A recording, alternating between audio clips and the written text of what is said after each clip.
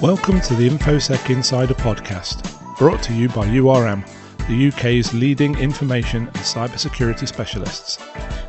Hi, my name's Annie, and I'm here today with Alastair, Stewart and Tibor, Laczko, who are both consultants and QSAs with us at URM. Welcome to another episode of InfoSec Insider. So today we're going to be looking at the overlooked systems that can break your compliance with the PCI DSS, which often leave people asking questions like, why is that even in scope? So my first question for you guys, sort of a broader one to start us off.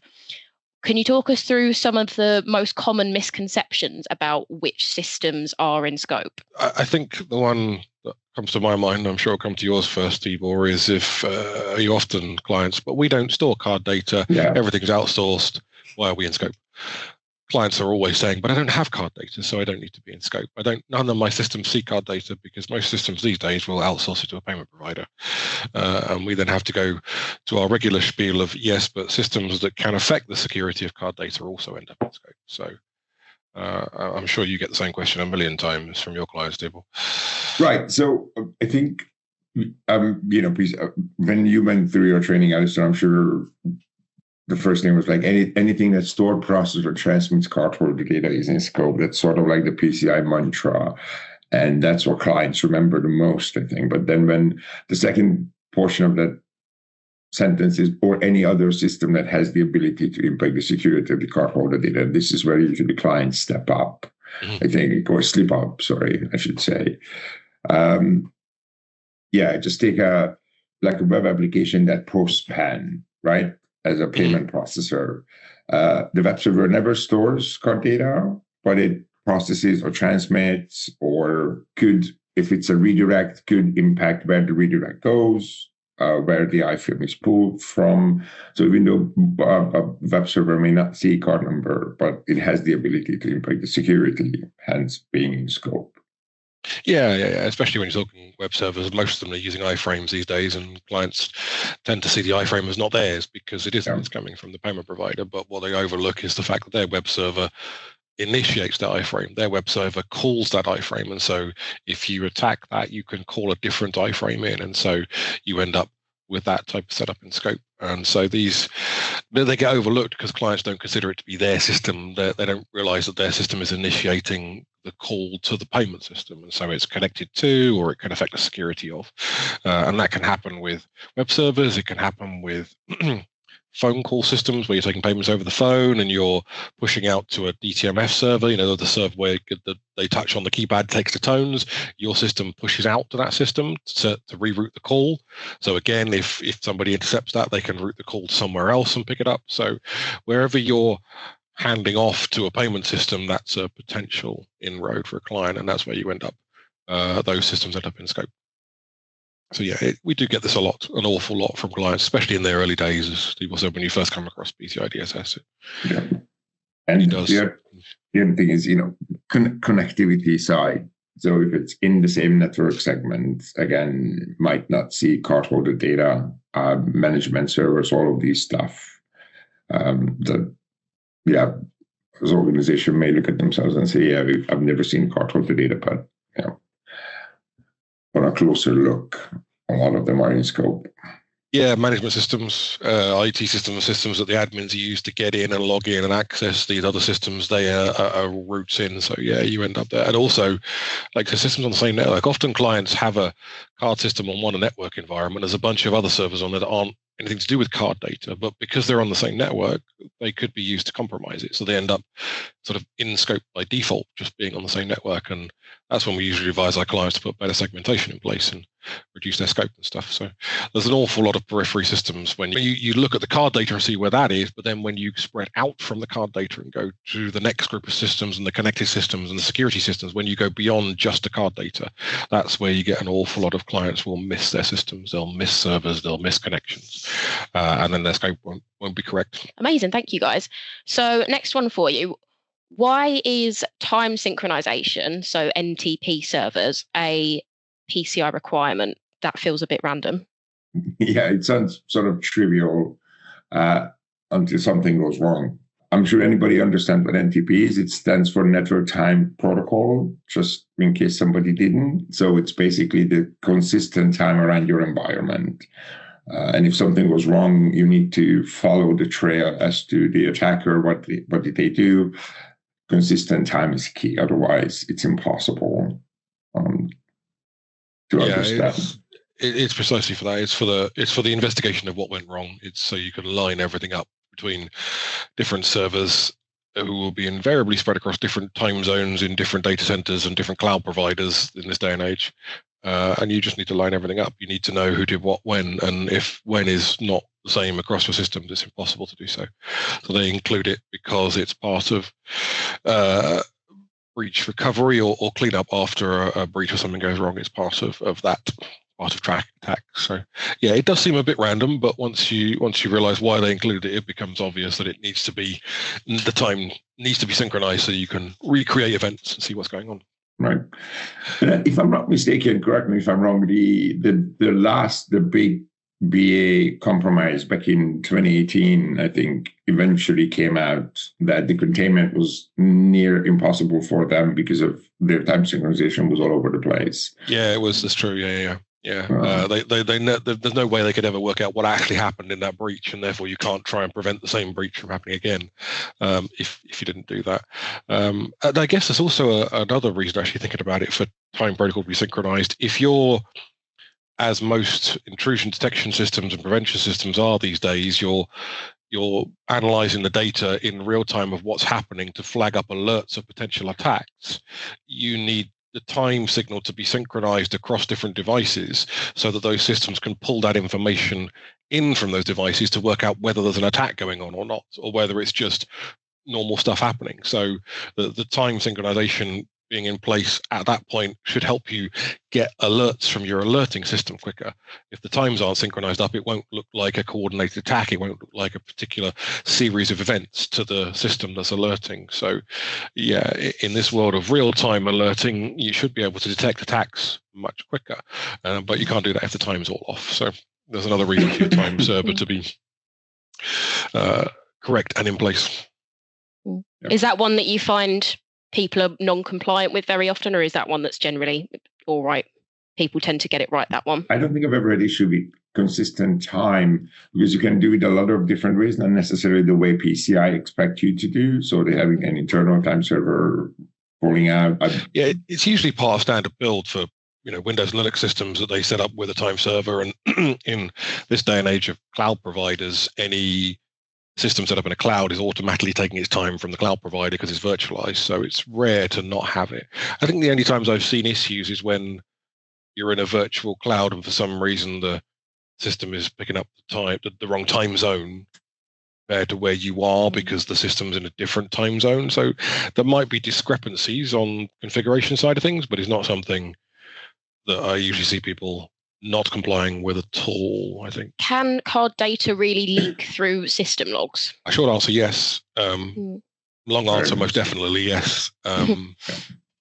Yeah, it's quite an overlooked thing, really. Not just system logs, but application logs are often overlooked with clients. They don't realize what data the application is logging, especially if there's transactions going through. It could be logging all sorts of data that you don't want. And then all it takes is attackers to lift all those logs out and pass through them quickly to pull out card numbers. Or if any sort of malfunction in your environment, you do debug logs that very easily could contain cardholder data that normally the level of logging would not be as detailed.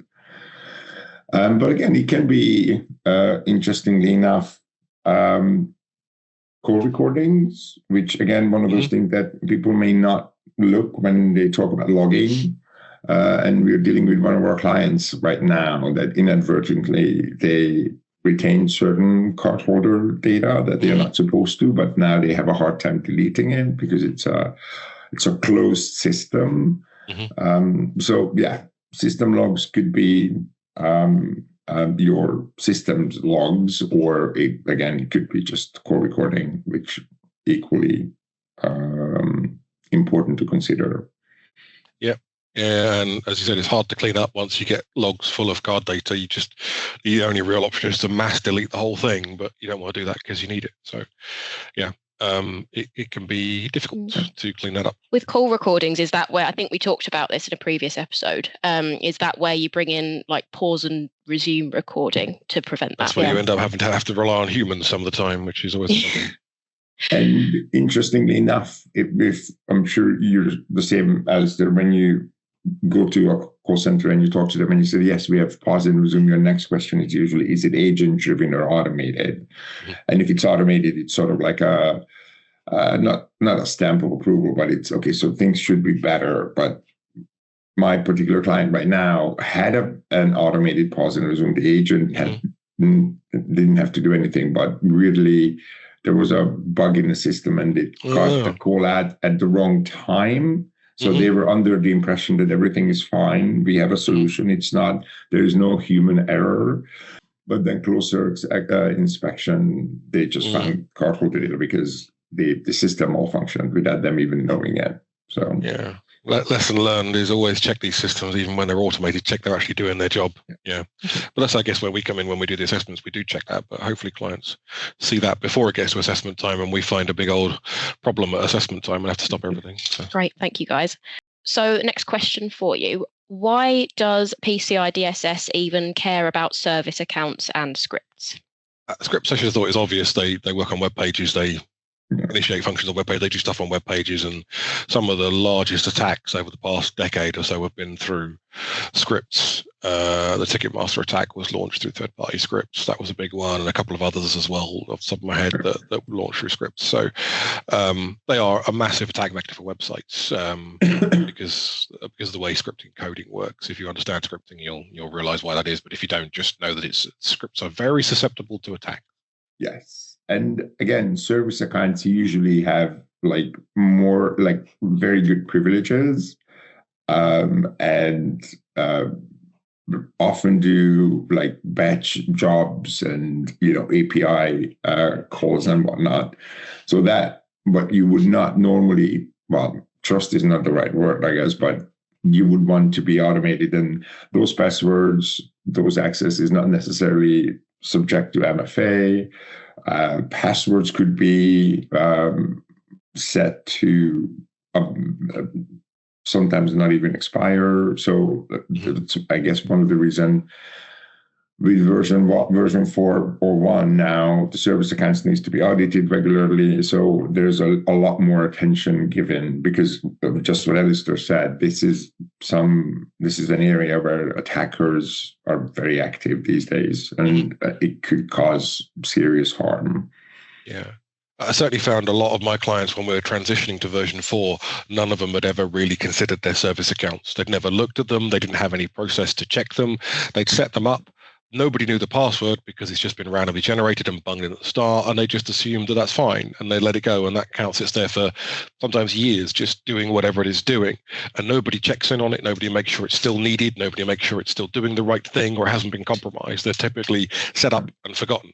And so if these accounts do have access that's privileged, as often they do, as Tibor said, they often have access to databases. Databases need accounts to access and log in, and so they have much higher privileges than users, and they're just never monitored. So a lot of our clients had to put in and go through and work out what service accounts they have and whether they still need them, are they still used, and then put some kind of regular or periodic checking on them to make sure they're still needed and they don't need their passwords changed and that kind of stuff. Because if something sits there for years, you just assume it's working and you have no idea what somebody could actually be doing with that account. I think nearly all of my clients have had to put some kind of new processing for service accounts since the version 4 transition. I don't think any of them were doing it before then. So it just points to a weak area that PCI Council found and decided to put controls in to patch it up. So this next one is one that does kind of baffle me a little bit. Why does the PCI DSS care about printers? Again, seems very random. I guess we need to differentiate printer and printer. The household printer is one printer. We also consider POS terminals. When a receipt is printed, somebody's paid with their card. And even, I'm not sure when was the last time you saw this, but even probably about 2 years ago, I've seen merchant copy receipts with full card numbers on it. Mm-hmm. Yeah, I still do see them. Which is strange, because sometimes it's when they update the software on the terminal that flags somehow reverse or something.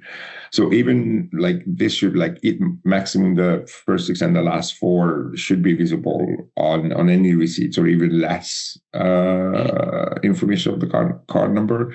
But whenever I get around this, I always ask for a test transactions and see whether it doesn't show full card number. Yeah, it's often overlooked because in this day and age, a lot of people don't want receipts or don't print receipts for the customers anymore, and they try to save paper, and so it's not something that's looked at. And if a setting gets changed, you end up with printers streaming out card numbers onto pieces of paper that end up all over the shop. So certainly those printers are definitely. In terms of household printers, PCI DSS doesn't specifically care about them.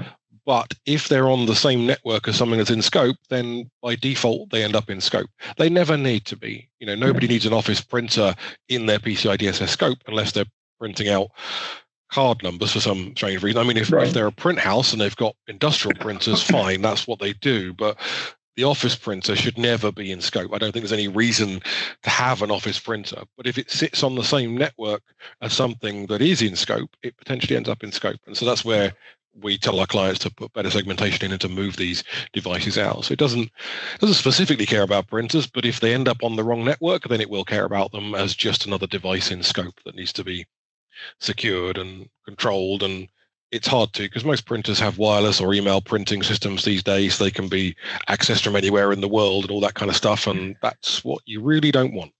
Yeah, especially if you said if there's no proper segmentation, if it's in the finance land, for example, and somebody, hacks into the printer and just as a jumping off point and just poke around in the finance, as an example, could cause serious trouble.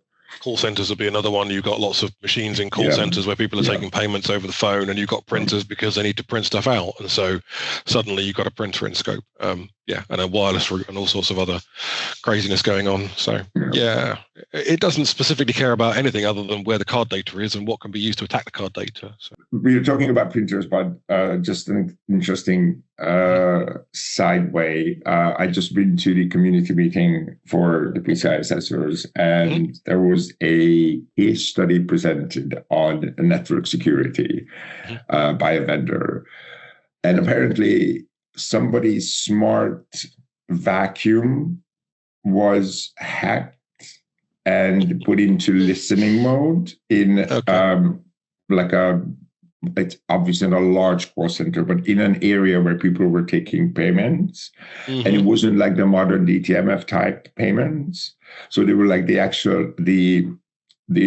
agent had to read the card number back out. Okay. And this is how apparently there was a compromise there. So the point of the story was like your IoT devices, IoT devices, Internet of Things, like all of the smart devices in your home could potentially be a hazard when it comes to security. Yeah. So it was quite interesting. Yeah, air conditioning units is another favorite one, isn't it? Often air conditioning units are remote controlled or accessed remotely over the internet, and they sit in call centers everywhere and all sorts. Their roots in printers. I wouldn't imagine Hoovers, but I guess they are going smart these days. Smart fridges, smart TVs, all of these exist in office spaces, and all of these have wireless Bluetooth NFC access that you just don't consider. Yeah. So, if you've got a smart fridge in your call center, be careful. Yeah. What about things like, this might be a silly question, but what about things like Alexas? Because obviously they're built to listen in. Are they a risk as well? Oh, yeah, absolutely. Yeah. If it's a device, again, Alexa devices will have internet connection, have wireless, they have all that kind of stuff. They're designed to listen in. I should hope you don't have like smart speakers in a call center. I can't see a reason for such a thing to be in a call center, but that would be interesting. It would be. But then I suppose if you have a mobile phone that's got Google Gemini or similar features on it, again, there's that. So generally call centers, you're banned from having mobile phones in them. I guess a conference room or finance department, somebody might have brought one in to plug into the network for just to show off or something, I guess. But perfect. So next one for you guys. If we only ever see the last 4 digits of a card number, Are we still in scope for the PCI DSS? It depends. I was just about to Typical answer there. Yeah, it depends. So last 4 digits itself is not considered a card number under PCI DSS. Under PCI DSS, you can have up to first 6 and last 4, and it's still not considered a full PAN. If you have any of the other digits, even just one of them, then it's a PAN, it's in scope, it counts as a card number. So if you only have last 4, it's not a PAN, it's not a card number, but it doesn't mean you're out of scope. Yeah. Because as we discussed, the first question is just because you don't see full card numbers or card numbers doesn't mean you're out of scope. There are plenty of systems and businesses that don't see any card details at all, but are still in scope because they can be used to compromise the systems or the companies that do see card data. So are you still in scope? That will depend largely on why you have those card numbers. So are you processing transactions and sending the card details out to somebody else, or are those card numbers coming to you for fraud analysis? Why do you have those card numbers? Because that would point us in the direction of where your scope could be. But it won't be directly related to those card numbers because last 4 is out of PCI DSS concern. But I guess my question would be, are you receiving it as the last 4, or is it your sort of computations or masking or obfuscating that PAN? So are there any other elements of the PAN, maybe in a different database, maybe somewhere else, that you would have the ability to reconstruct the full PAN? Again, that could be one of the reasons then why you would be in scope. If again, as Alastair said, if you only have the last 4 digits, you have no means to retrieve a full card number, then I would consider that out of scope. Yeah, the card numbers themselves are out of scope, but you might have other systems that end up in. Generally speaking, I guess if a business has a reason to have last 4, they're probably going to have something in scope, because if you have a reason to be handling last 4 digits, you're in the payment card ecosphere somewhere doing something related to cards. So you probably have some systems that are in scope, even though you don't have the full card number. I have clients who do precisely that. They receive information for transaction reporting on various things, and they receive the information from the bank, and they block out everything but the last 4 and then move that onto the wider system because they never need anything more than the last 4, but the data they receive contains the full card number. So they sanitize the data and then move that data out to the rest of their business. And that part that sanitizes the data is in scope for PCI DSS because the full card number comes in there, gets stripped out, and then moved on to the rest of the business. So nobody ever sees the full PAN, needs it, or even uses it. But because they sanitize the data at their end, that sanitization system ends up as their PCI scope. So you need to dig deeper than just the card number itself. You need to dig beyond that, which is what I spend most of my time as a consultant doing, I'll be honest with you. So if a customer receives like a text message or an email link that they click to then pay for something, is that in scope or is that out of scope? Where does that sit? So this is pay by link. It's one of those it depends questions again. So the way I've looked at these systems, because I have a few clients that use pay by link systems, emails and text messages and stuff, I look at the link itself as being the point of compromise, because if it's on a website and it's a link to PayPal, then that's in scope, because if somebody changes the link, then they can move them to somewhere that looks like PayPal that isn't. And the same principle can be applied to this link to pay. Somewhere that link is generated and then sent to the customer. And if you can compromise the place it's generated to generate a different link, then you're in. So I follow the link in that case, much like follow the cache, I follow the link. Where is that link generated from and who generates it and how? And that's where your scope is. So I have clients whereby they don't do any of the link generation. They have a system they log into, and they put in the client's email and the amount and send it off. And then the provider's system generates the link from that, sends it out via the provider's email or messaging system to the client. The client then pays through everything else. The client is out of scope because there's no way their system can be used to compromise or change that link. But I have other systems whereby they log in and the link is generated by this third-party system but goes out of the client's email server. And in which case, they're in scope, because if I attack the email server, potentially I can change that link. I can move that link. So I follow the link. So in that case, you would pull the mail server into scope. I would think you'd have to, yeah, because if you compromise the mail server, you could change that link. So whichever mail server is sending out, yes. Right. Okay. Hopefully you agree with me. I don't. I've always considered pay by link sort of out of scope for PCI. I've never seen one. Right. So again, it's coming from the SSC meeting. One of the questions was how far you need to go back. And I've never seen one when the client used their own email system to generate the link or even send it out. It was always a third party, like a TPSP. But yes, I've never thought about it, but it was interesting. Like, I agree. But all of a sudden I was like, well, it's paid by link. It's sort of out of scope. And then the person explained, like, yes, they're running their own email server, and it's follow the link. It's where is that link? And I think in a couple of cases, even the pay by link service provided by the service provider is actually into the service provider's MID, so it's not even the client's MID involved in it.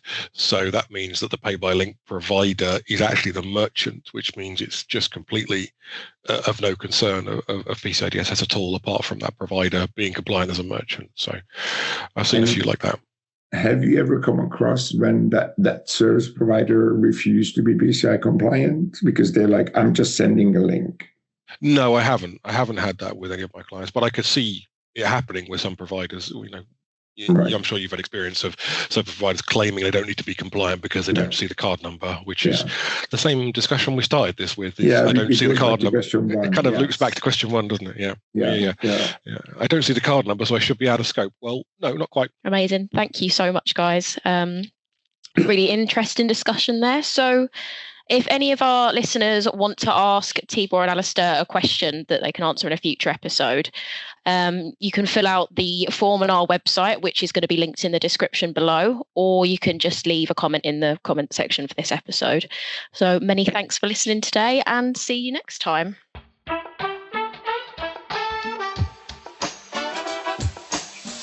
If you've enjoyed this podcast, we would really appreciate it if you could spare a moment to leave a rating or review at ratethispodcast.com/InfoSec Insider. To listen to more episodes, you can find us on Spotify, Apple Podcasts, YouTube, and Podbean.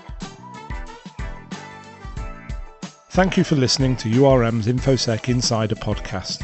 For more information, visit our website at urmconsulting.com.